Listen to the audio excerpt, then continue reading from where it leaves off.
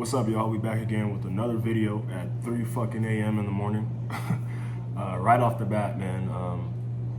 I would say for it being 3 a.m., I have so much energy right now. I just got done doing an hour cardio on the treadmill, burned about 1,050 calories. I just threw together a protein shake that I added some Ascent protein, which is like 25 grams. I also added some Greek yogurt, which is another 17 grams of protein, and then a cup of unsweetened almond milk, which is probably like 5 grams of protein, if that. But I'm just trying to stay disciplined no matter what. I have a small business, and so today was a pretty long day. We had 2 customers that we had to get taken care of. And so with that being said, normally I would have tried to get my cardio done much sooner than now, but this is just what it is. This is the time that I had left, after I got home and ate and spent a little bit of time with my girlfriend. That's just the time that I had left. And so remaining disciplined no matter what, this is just the outcome. I don't have any excuses to make. I've watched people within my family. I'm a first generation immigrant, work around the clock, and so I don't really have any excuses that I can make for why I can't remain disciplined with these goals that I've set. But I wanted to talk about something that stemmed from a conversation that I had with a family member of mine regarding alcohol consumption and marijuana smoking. Now, I've personally, quit everything cold turkey. I don't vape, I don't smoke, I don't drink. I don't do anything that would interfere with the level of discipline that I have right now. I'm trying to stay as consistent for as long as possible. It's a goal that I'm gonna, keep for the rest of my life. And I just feel like it would be very hard for me to remain kind of in this groove if I was to add things like marijuana or alcohol or vaping or any of these things that kind of alter your mind or your state of mind. A lot of people, especially people that like to consume alcohol or like to smoke marijuana, don't want to actually look themselves in the mirror and say, this affects me in this way, and how much different their life would be if they actually made the decision to let those things go. And I feel like one of the most important things that I've done recently this year was be able to be honest with myself and say, why is it that I feel the need that after a long day, I need to do these things when I am expecting another long day tomorrow? And if I want to be able to, operate at this high level to where my goals could really come true, what is it that I'm escaping? This is something that I signed up for. So the main reason for why I quit consuming alcohol and nicotine and marijuana is because I kind of wanted to embrace the suck. Whatever heartache, whatever stress, whatever comes with these choices that I've made, on this journey to achieve whatever it is that I, at the current moment, feel is fulfillment. I want to feel every last bit of that, I don't want to get into this rut or into this mind frame to where if I'm having a hard day, I need to consume alcohol or smoke a joint to kind of take the edge off. No, I want the fucking full effect of whatever it is that I'm, going through, whatever it is that I'm dealing with, because I feel like in those times is where you grow. And a lot of people have a hard time truly accepting the fact that these means are a way to escape these things that I'm referring to, the stresses, the heartaches, the laughing, the crying, just the things that come with life. These things are an escape. It's something that makes you, temporarily not give a fuck about these things that are important. And so when I go out with friends, for me, going out and having a drink was just a social, thing to do. But what I started to realize is a lot of these people are actually fucked up. Fucked up in the sense that it's not just a night out of drinking to socialize with a friend.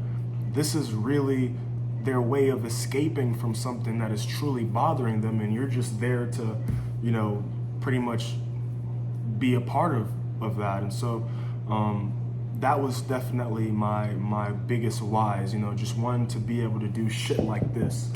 Go to the fucking gym at 3 a.m. and knock out an hour of fucking cardio because I told myself 2 months ago that this is something that I was gonna do at least 6 days out of the week.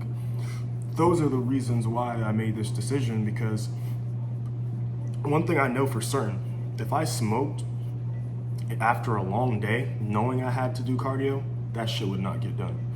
There's no one that I know that, as much as they'll try to convince you that they operate at such a high level under these influences of marijuana or alcohol, I've never actually seen someone do it, you know, like efficiently. Yeah, I've seen someone at work under the influence of marijuana, or, you know, and they would convince you that they're perfectly fine, but why the fuck is this shit so fucked up? Yeah, it's done, but to what level of satisfaction? I mean, not to mine, you know? And so that's the why. Now, the how.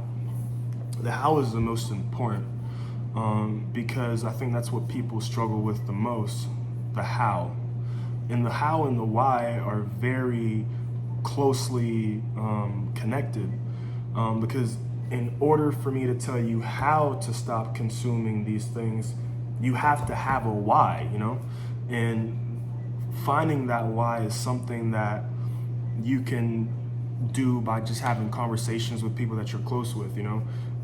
The why could be because you want to get in shape. The why could be because you want to push the envelope and maybe get a job that you might not feel like you are, you know, you don't have the credentials for, but passing the drug test is on there. A why could just be because you want to just, you know, prove to yourself that you're capable of telling yourself that you're going to do something and actually fucking doing it. How incredible would that be, right? So finding your why is going to be way more important than the how, because, you know, once you have your why, the how is so fucking easy. You know, and that could even be, you know, in my case, I have a younger brother that's 13 years old. I'm 25 years old. I have an older sister that is turning 28 this year. That's another why. You know, how could I potentially be, you know, the best role model I can for him if I have to run away from my fucking problems by consuming alcohol or smoking weed? I don't give a fuck what anyone tells you for the reasons why they do this shit. At the end of the day, I mean, and I told this story to my cousin, you know, about the people that consume alcohol, you know, casually versus an alcoholic. The only difference is maybe that alcoholic, you know, went through something traumatic or lost a loved one or lost their job, you know, at the perfect time, you know. This could be someone that spent their time just having casual drinks, you know. They meet up with a friend at a bar, you know, they go out, you know, to whatever, and what they do when they come together is go and have a drink. They talk over a drink, they have parties and they consume alcohol, they have a drink. And so that's just casual drinking. But as crazy as life is and how we know things can just shift so drastically, it's not hard for you and I or anyone that consumes alcohol socially to become an alcoholic. You just haven't experienced anything that's, you know, drastically affected your life yet, and I hope that you don't.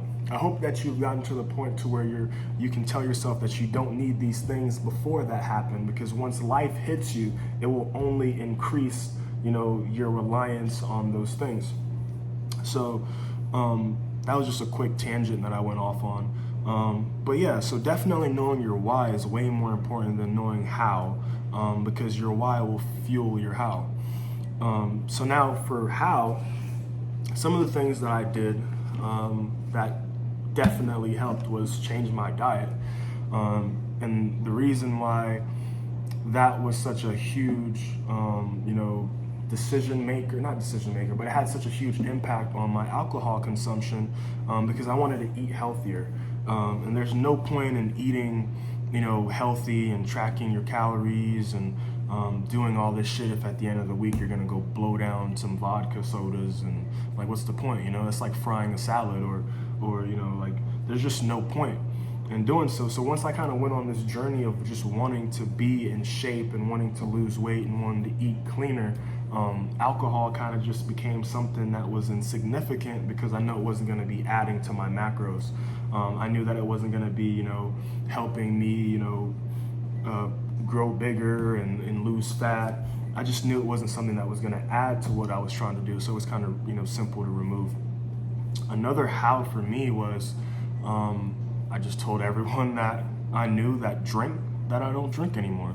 And a lot of people fall into the victimhood of like wanting to be socially accepted, to where, you might have a group of friends that know you as being the one that has a great time and get fucked up and shit-faced, and it might be almost like crazy to hear you say that you don't drink anymore. But sometimes you have to do drastic things like that to have drastic results. Like I've lost 30 pounds within a month and a half, just from making these decisions and actually staying true to my commitment to honor these decisions.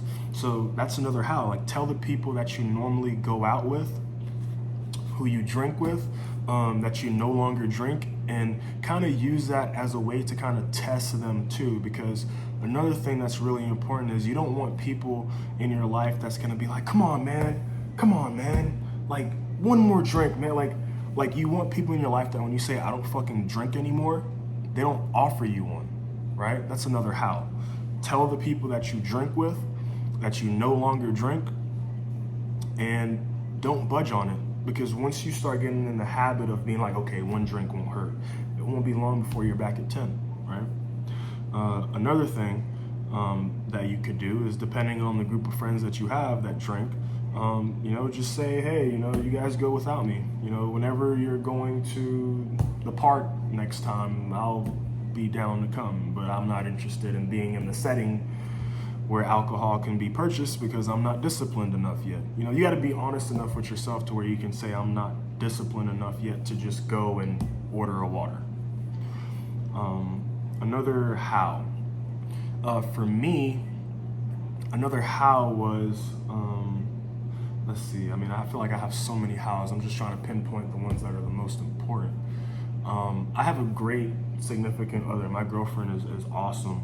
And so, when I told her that I was setting out on this journey to kind of eradicate these things out of my life, she was definitely invested in it just as much as I was.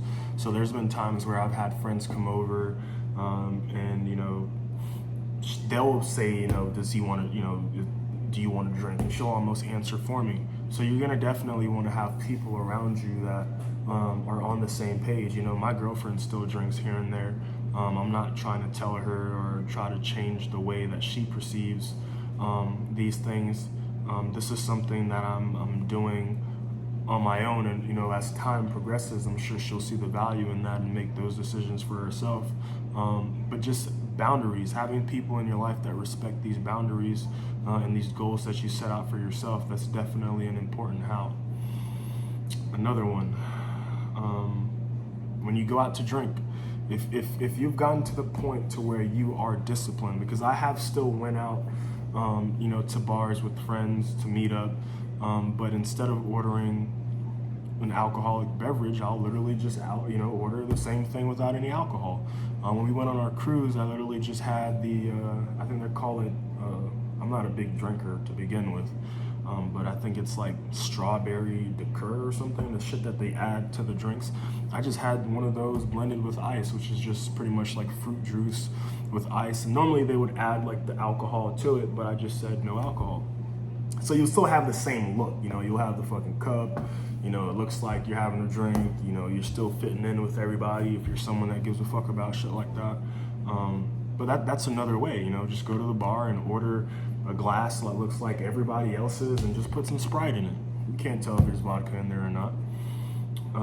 But yeah, guys, for me, once I've kind of set out to really, stay disciplined and continue doing this, like it's only gotten easier over time.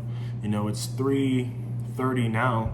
I have so much energy. When I was smoking, drinking, vaping, I it's like I was tired all the time, and it's like now I have too much energy. Like my girlfriend's knocked out of sleep right now, and I literally feel like I can go upstairs and knock out another hour of cardio. But just to wrap this video up, I don't want to make it go on any longer. Just to kind of summarize what we talked about, man, just find your why, because once you find your why, the how part, will become, that's going to be the easiest part, because your why is going to fuel your how. So, it's 3:30 on a Friday night. Well, it's Saturday now. I've been on Instagram.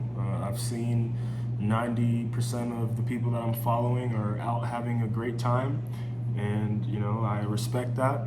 But times like this is what fucking makes a difference. Times like this is what is where the champion inside of you grows. Just knowing how fun something would be to do, and still choosing to do what will be better off for you in the long run. So I'm gonna go ahead and finish this video up.